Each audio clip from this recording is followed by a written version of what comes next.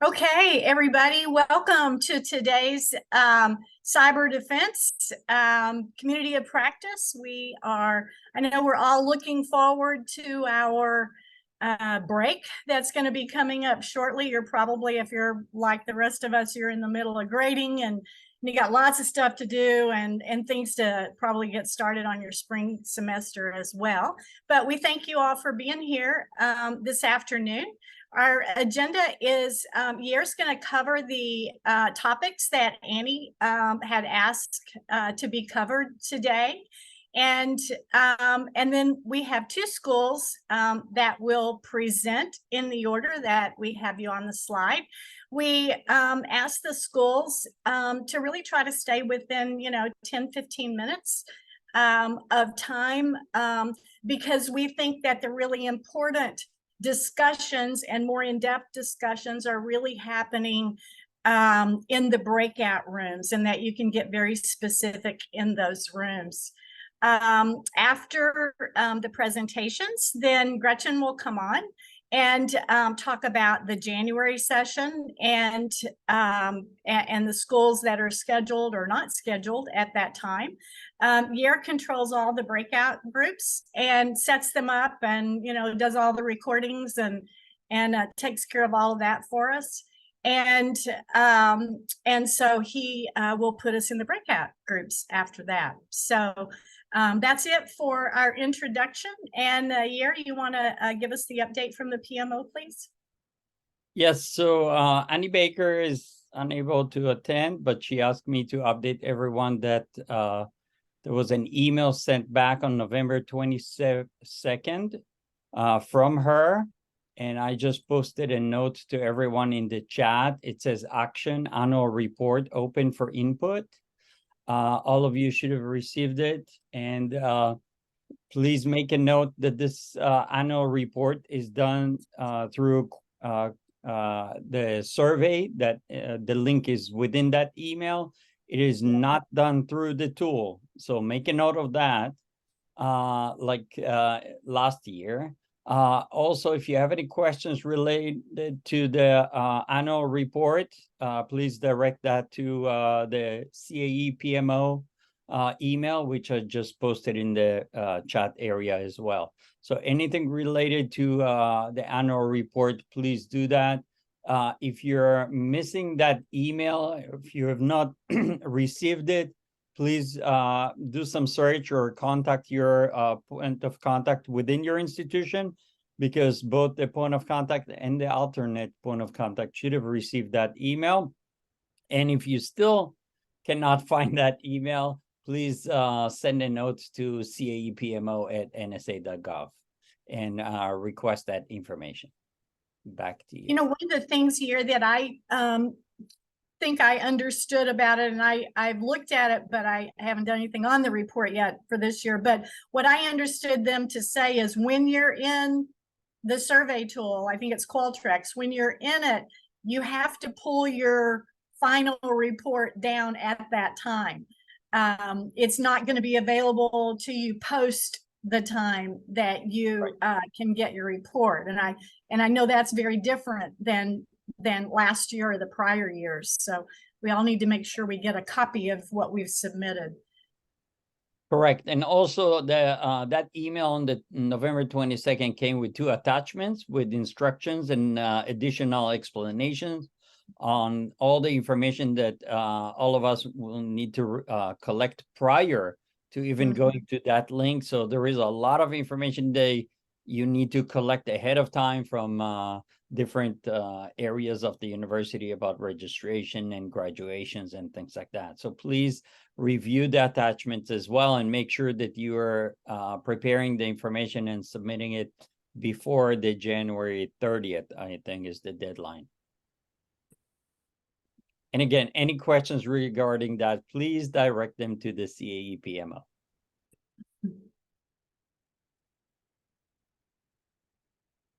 So now Year's gonna stop sharing, and Birol, you can share your screens, please.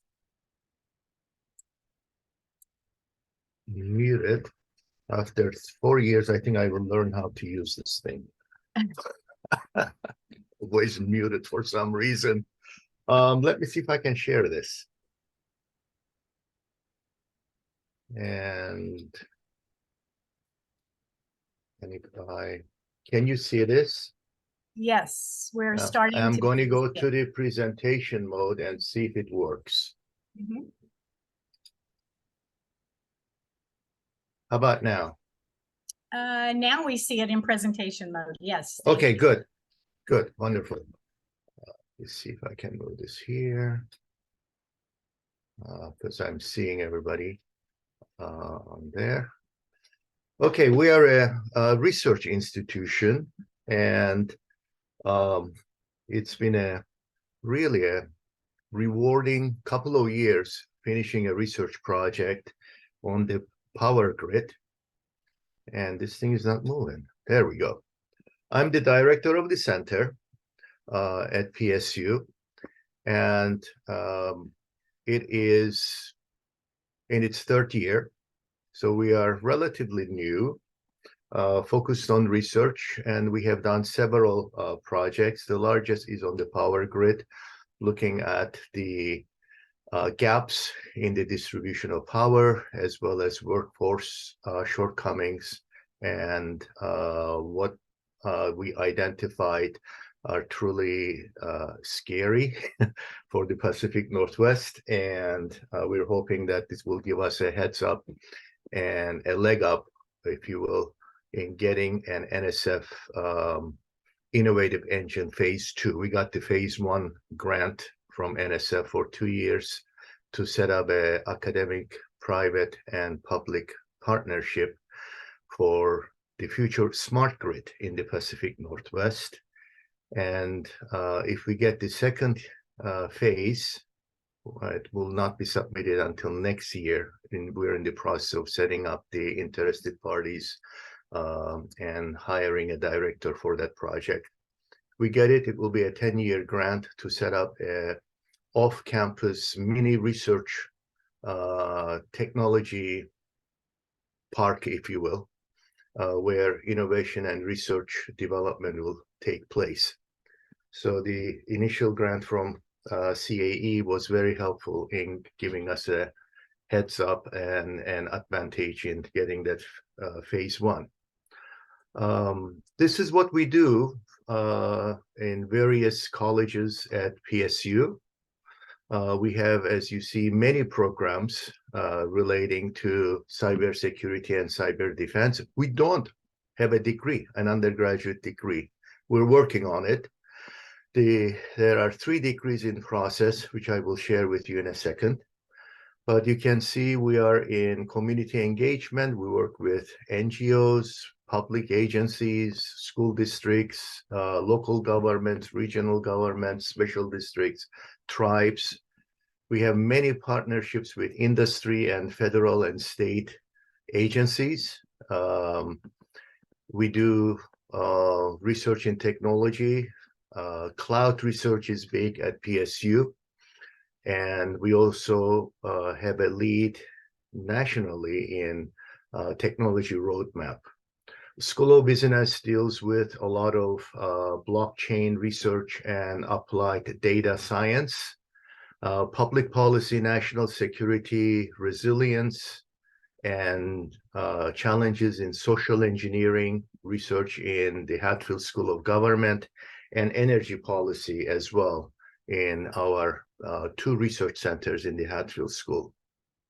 Our future goal, in fact, moving on this year, is to develop a 2+2 interdisciplinary undergraduate degree in cybersecurity and cyber defense.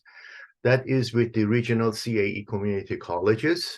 And I believe by spring, we will submit it to the Faculty Senate for approval. Computer Science Department will also submit its undergraduate degree in cybersecurity. Currently, we have a graduate certificate in cybersecurity, and of course, in several departments, both in the Hatfield School and the Massey School of Computer Science and Engineering. we have graduate students at the doctoral level working on cybersecurity topics. Coordinating all this with different universities gave us a leverage in hosting the Oregon Cybersecurity Center of Excellence at PSU, which I will tell you in couple of minutes. I mentioned that we did the research with the power project. Gretchen was involved in that. And the report is ready for distribution as soon as we get the green light from CAE at NSA. It is a sensitive subject. We have to treat it as unclassified but controlled information. We're also doing joint research with Oregon Broadband. Link Oregon is the institution. They received a massive amount of support from the federal government to expand broadband, but they need help in cyber security issues. So we are working with them to do a technology roadmap and to bring in the gap analysis in cybersecurity. Our current partners are these institutions that we have done work with, and it's going to be expanding rapidly because this year, the Oregon legislature, due to our lead in working in the CAE community and bringing resources to Oregon, passed a bill to establish Oregon Cybersecurity Center of Excellence. 3 institutions, the 3 large universities in Oregon, Portland State University, Oregon State University, and the University of Oregon, are jointly administering it.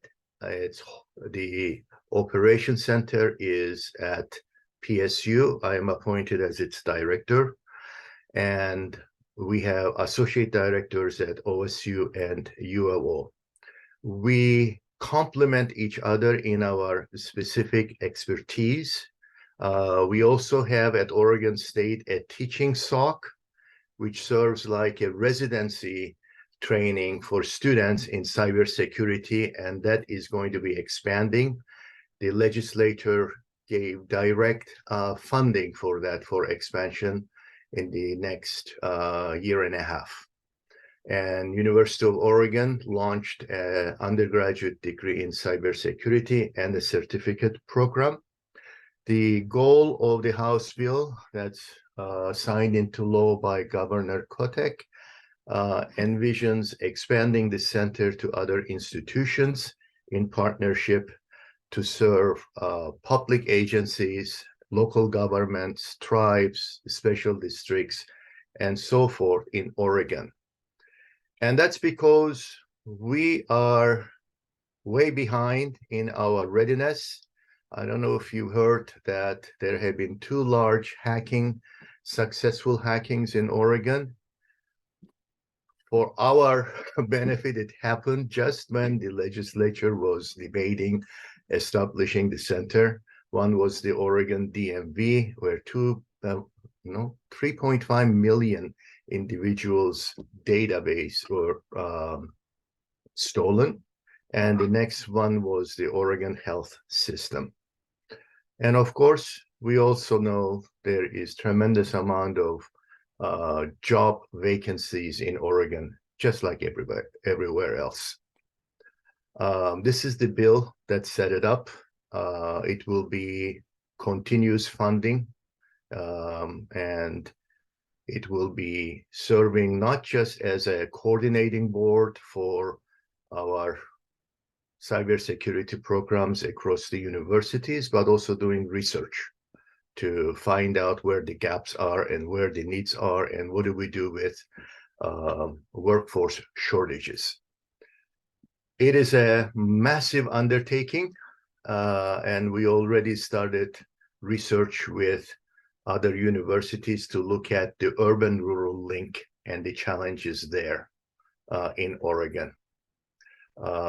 We will also have coordination efforts, and it is interesting that there wasn't a single person voting against the bill, that everyone in the state legislature recognized that we are a neutral place where this can be done. And the three universities for the first time are undertaking such a massive endeavor. And we also have the support of private sector, including the Technology Association of Oregon.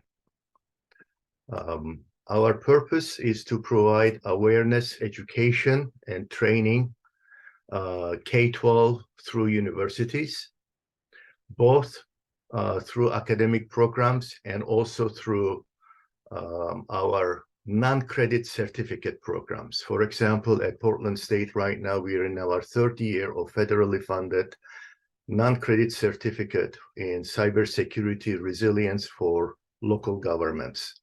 And it's been a great success. That was an earmark from the Congress. We are also going to be serving as an advisory board to the legislature, to the governor, and the CISO of the state. And you can imagine that there is a lot of coordination here between the center and its research efforts and education efforts and the state CISO's office, which is in charge of the Oregon cybersecurity plan that the federal government approved. And I recently met with the tribal leaders for bringing our expertise to their needs. That is a challenge in and of itself, because there's huge mistrust between tribal elders and state and federal government. In any case, moving along, it is a daunting undertaking that we will provide assessment on regular basis, coordinate our teaching and research so that we are not duplicating one another, but rather building a coalition. It is a really good example, and I can go into it in Q&A later, an example of how to bring competing institutions together in a win-win to help each other and serve the community. In this case, we're serving all of Oregon, from public to private to nonprofit stakeholders. This SOC is going to expand eventually to include all of Oregon, to provide cost-free SOC to local, regional, special districts, tribes for their needs. You have to imagine how challenging this is, because in many of the rural communities, you may be lucky to have 2 people looking at cybersecurity. Usually it's one person trying to do 50 different jobs. And if local governments are 10, 20 years behind what's needed in providing security, tribes are probably 50 years behind. And we are to leverage state funds to attract more federal funds for R&D in Oregon. One other partner we signed on recently is the Oregon Health Sciences University. As you know, health sciences and hospitals have been a major target of ransomware in recent days. It's going to also enrich our efforts in building internships and partnership with private sector. There is a big problem in getting recent graduates into jobs. A lot of job openings require experience, and unless you have internship programs, that has been a challenge for our students. So we're hoping that creating more internships and also using the ORTSOC, that's the Oregon Teaching SOC at OSU, and opening that SOC, teaching SOC to students from other institutions in Oregon, it will increase the chances of students to enter into higher paying jobs in the cybersecurity sector. So in wrapping it up, this is really in a nutshell. We convinced the elected officials that no single institution in Oregon can solve our problems, and we need to work together. I said that we've been here for 3 years, but the efforts to get attention of the elected officials been ongoing for 6 years, to be exact. And it was a touch and go this year, whether it was going to happen. We succeeded. And I have to tell you, honestly, the CAE designation of our university in research and the big project we had on the Northwest power grid provided the catalyst that was necessary to open everybody's eyes in Salem, Oregon. And we were able to get the center set up. So our center at PSU, the 2 computer science departments in OSU and U of O are the founding members of the if you will, this umbrella center now called the Oregon Cybersecurity Center of Excellence. And we are working together in delivering the mandate, which is a long list of to do. It will enable us to create the synergies we need for research, development, and education. And we don't have commercial conflict of interest. We are a neutral place. And if we can make this a success, I think it will be a good model for other states to look at. It's a long-term solution, and it is financially efficient, and we can create economies of scale and get the largest impact for every dollar invested for future of cybersecurity and cyber defense. So thank you, and I look forward to your questions. Okay, thank you. The questions will be in the breakout rooms. And so we're going to go ahead, and it looks like you've already stopped sharing. So Nicholas, you will be next. And then Stephen and Yuri after that. So, all right. Am I sharing my screen? You are. I don't. Okay, fantastic. Thank you very much. Again, I'll steal a little bit of the thunder there. It's more than 4 years, 5 years now that we've relied upon this technology, but I still have the occasional hot mic, not sharing my screen when I think I'm sharing the screen. So I apologize. Let me start with Lakeland Community College. We're a typical small community college about 20 miles east of Cleveland. My presentation is not going to be as significant as the previous one. I apologize for that. But before we go any further, I want to jump back. I tell my students, I want to jump back into what I call the Wayback Machine and kind of talk about how I and actually all of us kind of got here. I started at Lakeland 28 years ago, and they brought me on as a networking instructor, the days of Novell and Microsoft and a whole bunch of other things. And we built a networking program, and that was very sustainable for 20 plus years. And then, you know, as networks became more and more ubiquitous, it became harder and harder to get people to learn the actual networking, because what we were teaching 20 years ago was being rolled out of boxes. They were almost turnkey type solutions. So about 5 years ago, the provost approached me and the other networking guy and said, "Hey, your networking program is still good, but we see the trend. Why don't you think about cybersecurity?" And we're like, "Nah, we really just don't want to do that. Security should be something that's embedded into We came up with every possible reason not to do a cybersecurity program. But the provost said, "Guess what? You're doing a cybersecurity program." And thank God she did that, because it afforded us a tremendous opportunity but we had to get there.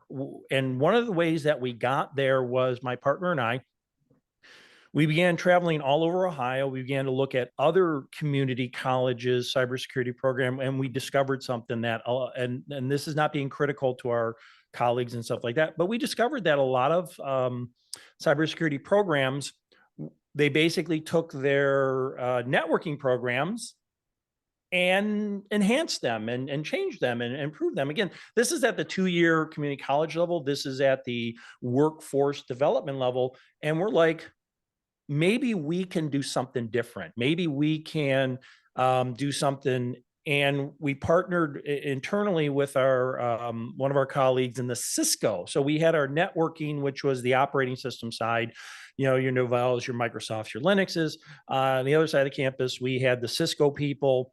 And we said, let's build a third one. And what we did was we basically made the first year out of a 2-year program identical to all 3 programs. And then the second year, we began to be very distinction. So if you went down the path of networking, then that was the path. You went down cybersecurity, or you went down to Cisco. And what that afforded the students to do was it allowed the students to concentrate the first year and then almost dabble into the other years. As we became a CAE in 2022, and it was, what happened was we applied based upon our networking and operating system curriculum, and we applied 2018, just before the world was thrown into a pandemic, and we lost contact with the CAE community because we weren't part of the CAE community yet. And all of a sudden, 2021 comes rolling by, and I get a letter in my email basically saying, hey, your application is due in a couple months. So fortunately, we were able to press forward with that. So some of the things we discovered was we're typical, which is not a bad thing. I don't want that to sound like a bad thing. As soon as we became a CAE, I jumped into the deep end with the peer reviewing and mentoring and stuff like that. And I have about 10 to 15 peer reviews and mentoring opportunities. And I encourage everybody to try that. It's actually a wonderful opportunity. It gives you a chance to see what other people are doing. So that's a little bit of the Wayback Machine. And kind of FYI, our current program of study that has been certified is our operating system and networking concentration. We went down that path because our cybersecurity concentration was brand new. So we said we had this networking security networking that could pass muster. And then lo and behold, if you look on my screen here, I just submitted last week the POS application for our cybersecurity. So we're really kind of excited about that. A little bit of background about that is basically the same 5 classes from our networking and operating system networking concentration were the same classes that we used in our application. And here's the nice. Now, about subject matter expertise and that, and I don't want to be flippant about this, but you're going to see this in the remainder of my slides. I am a firm believer in cross-pollination. We need to talk to each other, and not just talk in the cybersecurity world. That's easy. That almost becomes an echo chamber. It could be a very positive echo chamber, but we need to start talking to other disciplines, because I'm discovering, and other people are discovering, that these other disciplines have cybersecurity embedded in them, and maybe we can do something better. But even in the cross-pollination, we can learn just how other people are doing it, and it may not have anything to do with cybersecurity, but how they're doing it could be much better. I'll give you an example. I'll toot my horn. You saw that I had those initials after my name, PhD. Well, when I started at Lakeland, I had a baccalaureate. I got my MBA from a local school. I applied for the PhD program for Nova Southeastern University, right? A little toot and horn there. And I was terrified going down to Fort Lauderdale the first time, because I'm thinking I'm going to be in a classroom with people who are hardcore students and stuff like that. And what I discovered was Nova put together an incredible program, and all the other people sitting next to me were community college professors and high school professors, they were my peers and they were doing exactly what I was doing. And here was this location that we all found that suited our needs. And that was critical. You know, the critical junction was it served our needs. We couldn't become full-time students because we were full-time teachers. So you're sitting in a class with 20, 30 other people. You go down there. We were going down there twice a year, which was really tough going down to Florida in January. You know, that's just terrible. No. So we brought back, my other colleague and I did that. And we brought back and said, you know what, there's ways we can target certain audiences. Like this, the PhD program was targeting community college professors and high school professors. We need to find programs that target. So there's kind of a little cross-pollination. Now, something of real interest that came up down the, hopefully very, very soon. One of my colleagues she is in data analytics. She was part of the team that was working on the cybersecurity stuff. And we saw her data analytics program go down. And then we did a quick review and we discovered that she had a lot of cybersecurity in her data analytics curriculum. So we said, that might be another program of study we could investigate, that we could potentially take under the pillar. So we're literally putting in the paperwork to our curriculum, our curriculum committee, with the intent of thoroughly embedding cybersecurity into this data analytics, into the current data analytics program. So we're hoping 2 years, 3 years down the road, because again, most of our classes had very, very similar, actually 4 out of 5 classes were cybersecurity classes. So we said, why don't we at least embed that 5th one? And what's exciting, what I think is exciting about this and what the school thinks is exciting about this is the first program of study that's outside the normal cyber defense range. Our first 2 POSs we're absolutely within the normal of, it's networking, it's cyber defense, et cetera. But this is different. So we're very, very excited about this opportunity. So, 2 years, 3 years down the road, we're going to be putting in for the program of study. We're not really a research institute. We're a 2-year community college. There's no real research involved at a 2-year college. Most, if any, research is individual to the faculty member. It's not required by the faculty member. So these are kind of my areas of interest when it comes to things I need to research. Real simple. A quick story. I don't want to go too deep into this, but Lakeland's hurting. Like many community colleges in the nation, our enrollments crashed hard because of the pandemic, right? And what can I do as a faculty member to enhance my programs to basically recruit individuals into the program? So most faculty do concentrate any kind of research into curriculum, enrollment, modality, et cetera. The most recent area that I am finding intriguing that I'm trying to work on is something I'm calling being there without being there.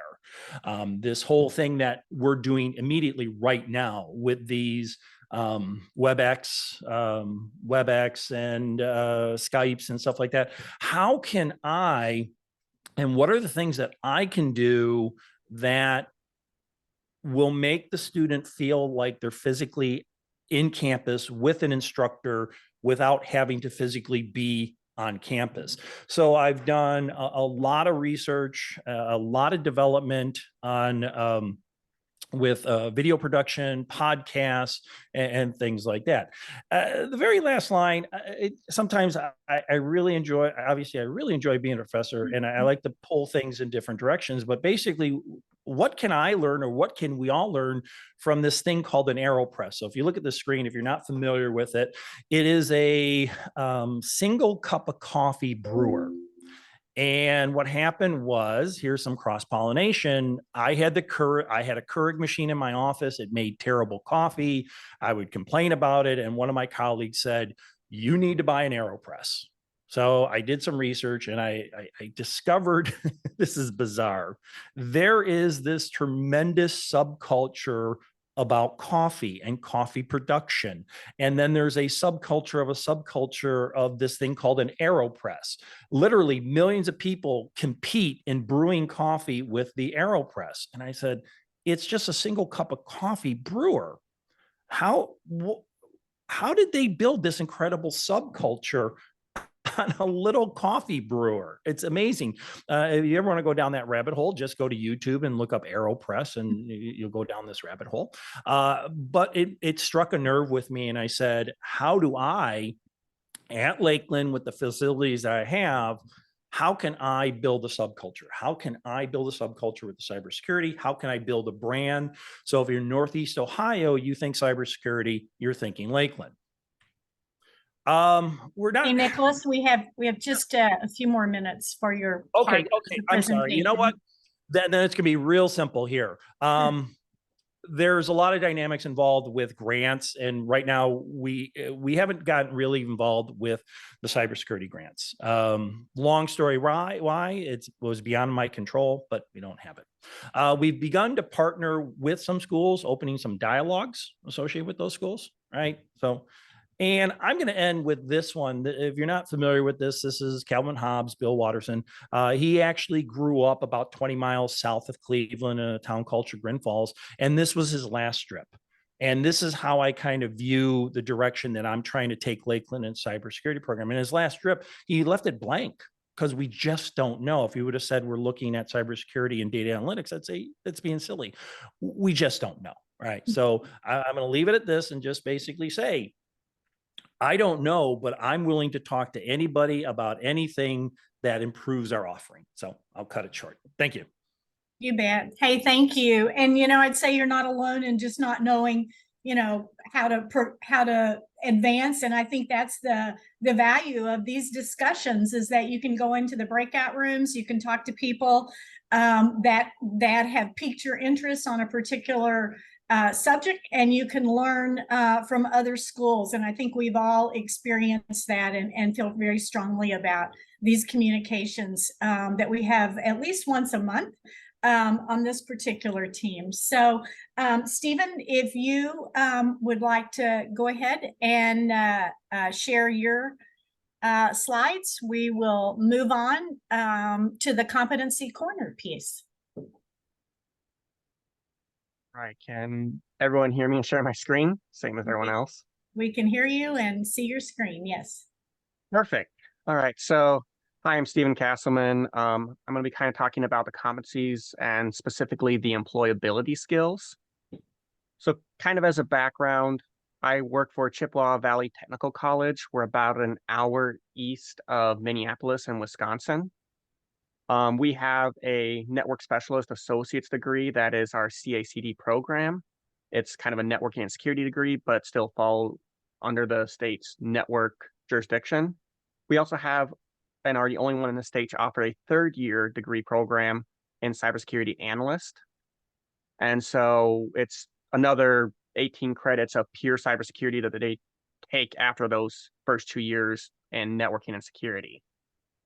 So kind of one of the interesting things is I had an opportunity to go to California and be part of one of the first train-the-trainers in the ABCDE framework. And it was interesting for me because the Wisconsin Technical College system shares some strong similarities with this. So we have an emphasis on students getting careers. We're a technical college. We don't do research. We're very partnered in our counties. We're actually limited to what counties we can get people into from our advisory board, which is based out of different organizations in the area who come and basically vote and talk about what they want to see in our courses. So we meet with them once a semester and they give us their input, and it kind of keeps everything fresh. We're also a competency-based education system. So that means that for us, all of our classes have to have competencies in them that we are teaching too. However, those competencies are quite different. So an example competency of a first semester networking course about configuring IP is here.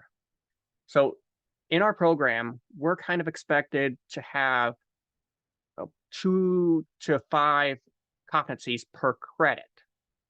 So you're seeing most of our classes have 8 to 12 competencies in them that look something like this.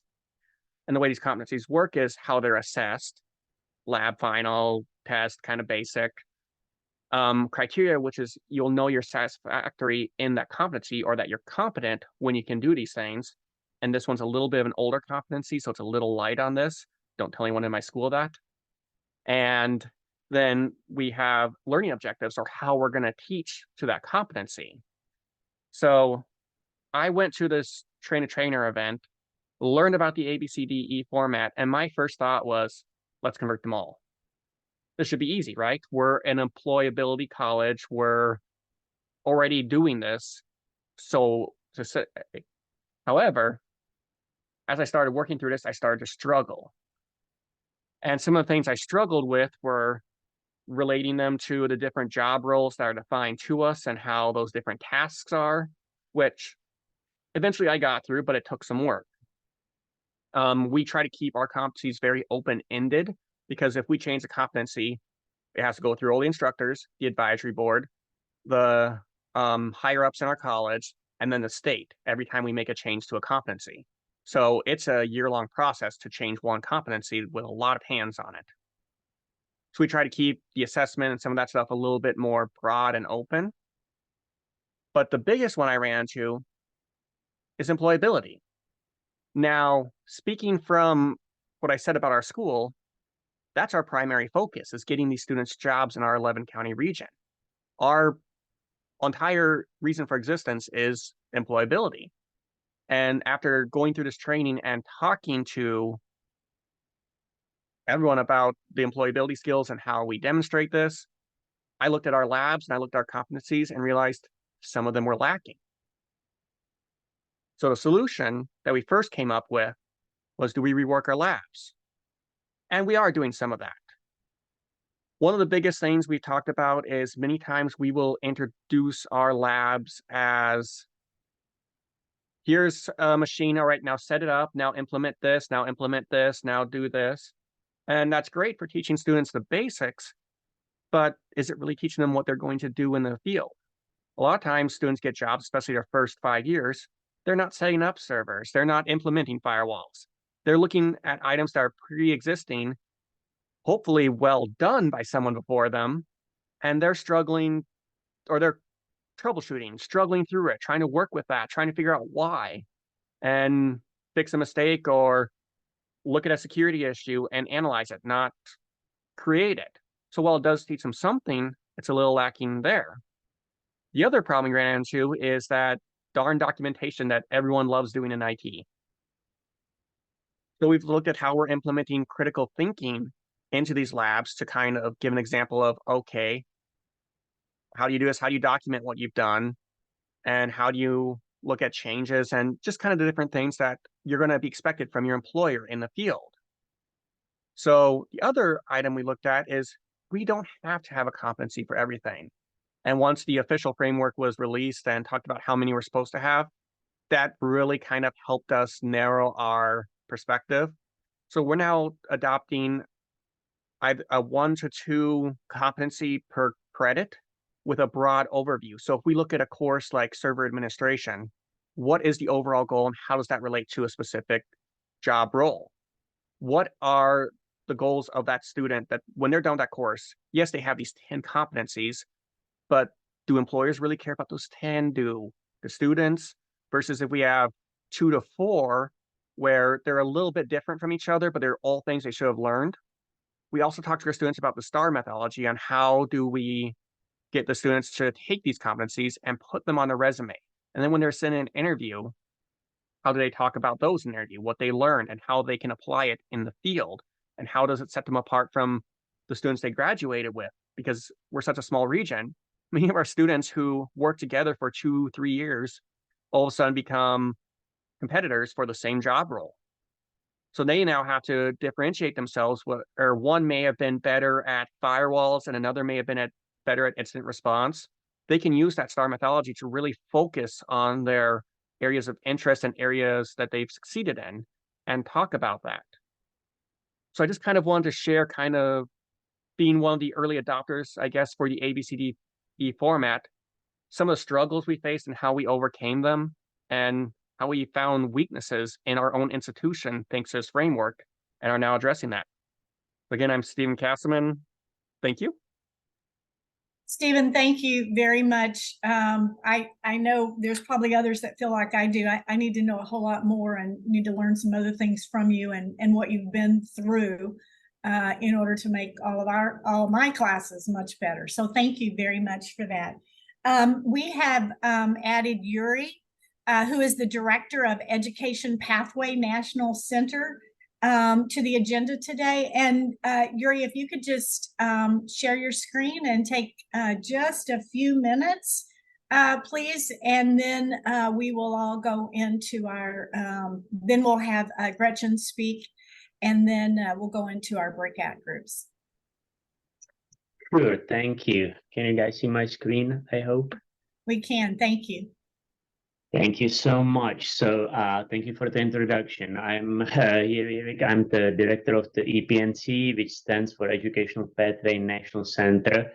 I'm actually joined over here with Dr. Christine Christensen. She is a faculty member at the Moraine Valley, where the EPNC is hosted.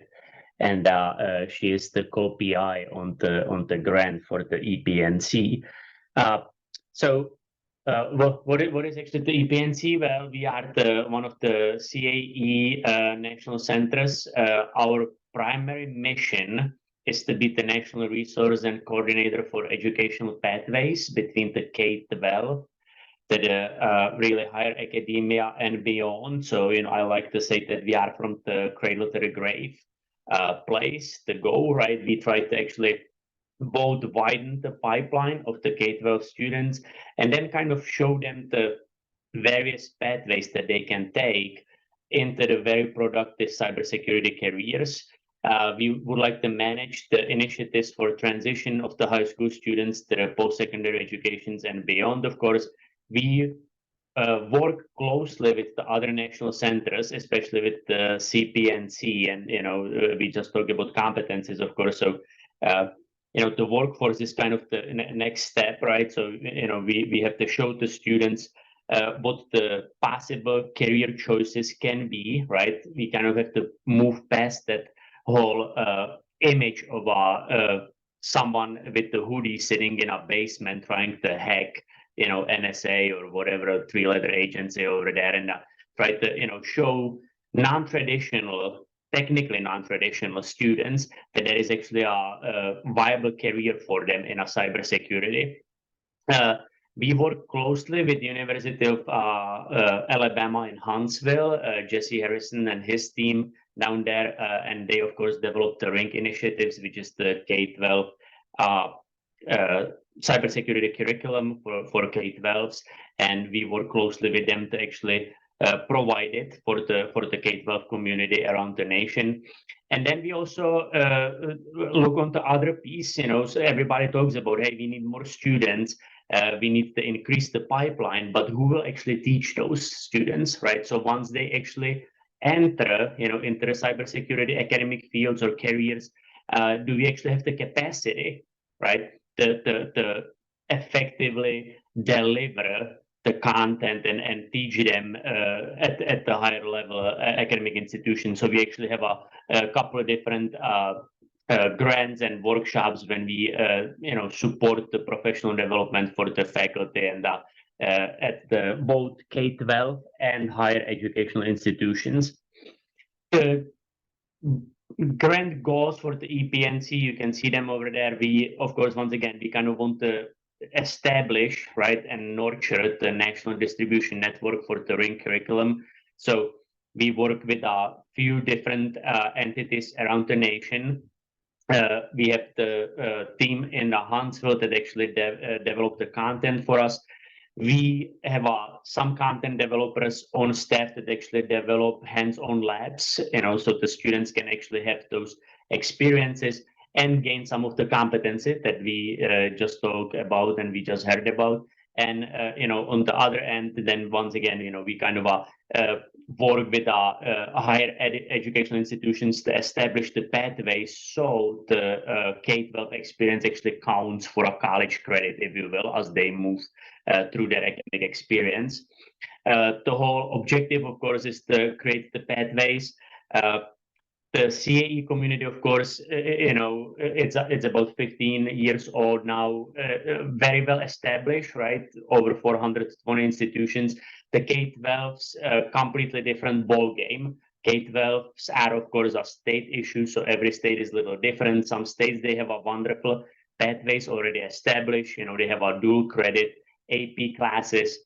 Some states, they are just starting with the process. So we are here to offer them the expertise and or learn from their experiences and, try to distribute, if you will, the lesson that they learned to other places so they can actually establish their own. And of course, then we, promote the greater equity and diversity that goes without saying, right? Once again, we spend so much time to attend to the students that are naturally inclined to go into IT, right? Once again, to guide into who we don't need to convince them to come to the cybersecurity, right? That's kind of their natural calling.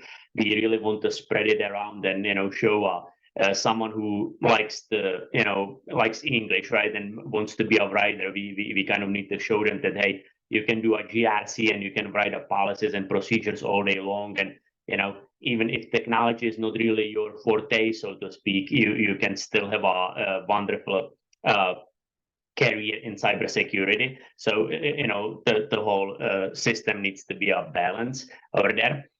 We work with many institutions around the nations, and I know that some of you are on here. So Louis, Gretchen, of course. We engage what we call EPIs, Educational Pathway Institutions. Once again, because the K-12 is such a strongly state issues, it's not our intent to come somewhere and tell them that hey, here is how you should do your job over here, right? So we bring the expertise. We want to do a listening session, state meeting, usually with the stakeholders from the state.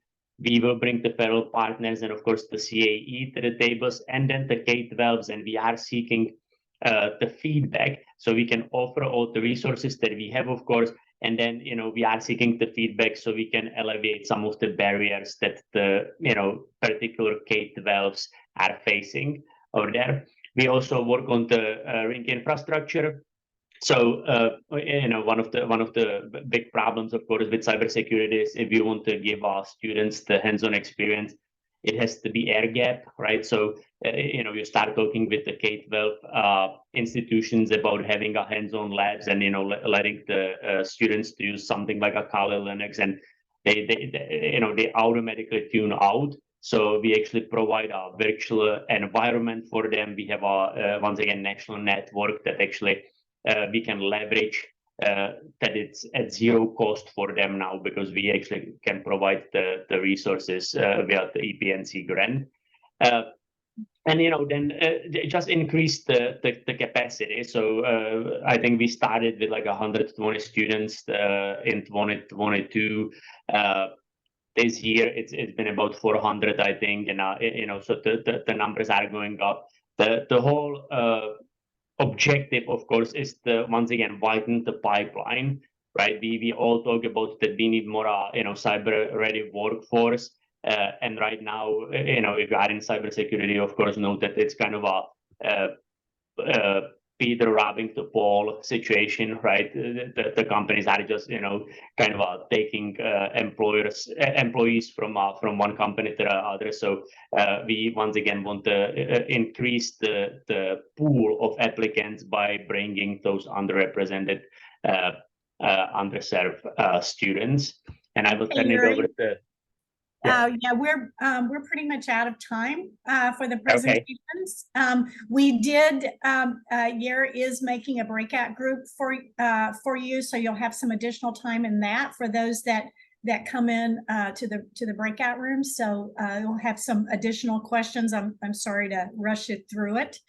Okay. So yeah, if you can stop sharing your screen, and here we'll put our January agenda up. Okay.